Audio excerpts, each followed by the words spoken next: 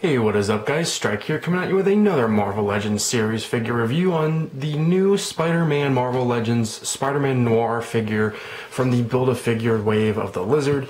And today we're going to be taking a look at Spider-Man Noir. Here he is in the packaging with a really cool side portrait of him there on the side. On the back we get a little read-up up there, Spider-Man Noir. The rest of the figures in the wave, the little Build-A-Figure lizard guy over here. On the bottom we get a bunch of text. On the top we get a simple Spider-Man logo, and that is the packaging. So let's get straight into the two gun accessories and then straight into the figure.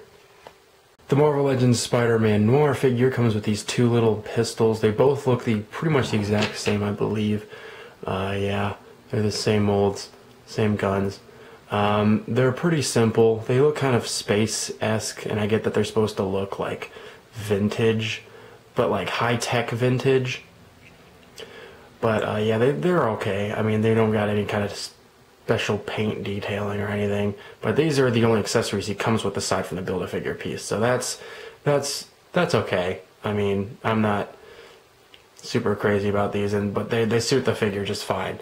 So let's get on to the actual figure itself. Now, Spider-Man Noir is a character that I have been familiar with, especially because of the Shattered Dimensions video game. So I have a little knowledge of him. I mean, he's basically just like a 40s, 30s style Spider-Man. I'm not really sure about his background or anything like that. I just know, that he exists essentially. His articulation is a bit odd because of the trench coat, which does kind of split in the back, which is really cool. And I like the trench coat a lot. But I will say that this figure kind of smells a little funky coming out of the packaging, and I'm not sure why. I'm not really sure why he smells weird, but he does. He can look down that much, and he can look up that much. And of course you can rotate his head all the way around as long as you're articulating it properly. Now, he doesn't really have any neck articulation. He's got this collar and this like turtleneck thing on. But when we get into the articulation, the shoulder joint is really weird. I can't make out how it works. So, I mean, it looks like you can rotate it all the way around, and it kind of works, but I don't know how much articulation you're going to get out of it. It just kind of wants to move up. That's as far as I can get it to move up without it being funky. Of course, he does have the 360 rotation at the upper bicep, and he does have a little warpage here on mine. But he does have a double jointed elbow there. And then he's got the pin and swivel hands. On the inside of the torso, he does have an ab crunch that allows him to go that far forward pretty far, and then backwards with the trench coat hindering it. It's only going to be able to go back a little bit, so no super cool matrix poses with this guy really. You do get a 360 rotation at the waist as long as you can get it away from the trench coat. His legs will kick forward that far and back just that little bit and come out that far on each side. Do a 360 at the upper thigh. Double jointed knee, which you can get up pretty far, which that looks pretty cool.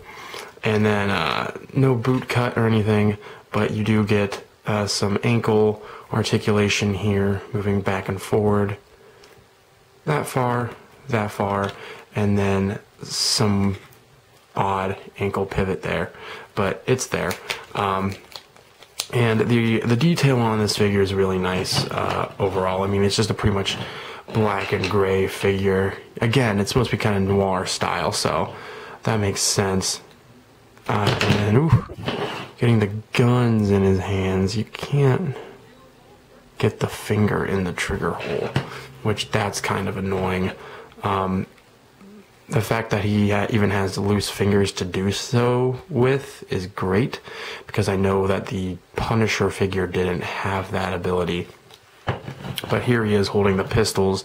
I don't even remember him having pistols. From what I saw from Shattered Dimensions, I just remember the stealth stuff that I watched on YouTube. I don't remember him having guns of any kind. And speaking of which, he only has one holster here, and I'm not sure why that is. He doesn't, it looks really nice. It looks very realistic and leathery, which is really cool. But it is kind of weird that he only has one holster. I'm not sure where this other gun is supposed to be stored, if at all. But he does have the other gun, which is kind of nice. But anyways, that's the articulation, and there's not really much for me to say about the detail of this figure personally. Again, I'm not super familiar. I do like the head sculpt. The head sculpt looks really cool. The paint on the eyes came out really nice too. I like the goggles. Kind of Nightmare Batman-esque to me. That's what I think of when I look at this figure. And again, I'm going to have to do something about that arm because that's hideous. But yeah, no, this is a neat looking figure, but let's get into some size comparisons. Here he is next to the Marvel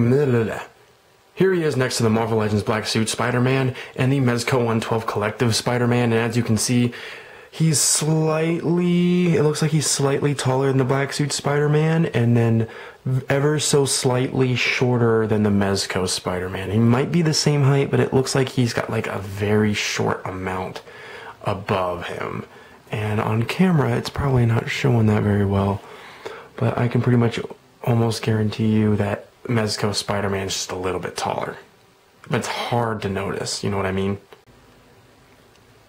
Here's Spider-Man Noir standing next to the Walgreens exclusive Marvel Legends Punisher and the Juggernaut Wave Deadpool Marvel Legends figure. Here's your Marvel Legends Spider-Man Noir figure next to the Marvel Legends Jackal and the Marvel Legends 2-pack Mary Jane Watson figure. And here's your Marvel Legends Spider-Man Noir figure next to the Marvel Legends Venom and the Marvel Legends Green Goblin. So if you're into the Spider-Man Noir character, this Marvel Legends figure is probably going to be good for you. I'm not a huge fan of it simply because I don't really know anything about Spider-Man Noir, nor does this figure come with anything really that stands out to me. I like the look of the trench coat, and that's pretty cool, but it does hinder the articulation a little bit. And the guns are just kind of boring, and I don't really know the context of them to really fully appreciate this figure. So this one's, you know, personally for me is a pass, but if you are a fan of the character, I'd say go ahead and grab it. It does look pretty cool when you pose it around a little bit. But anyways, that's going to be it. Thank you so much for watching this Marvel Legends Spider-Man figure review, and I will see you all in the next one. Later, taters.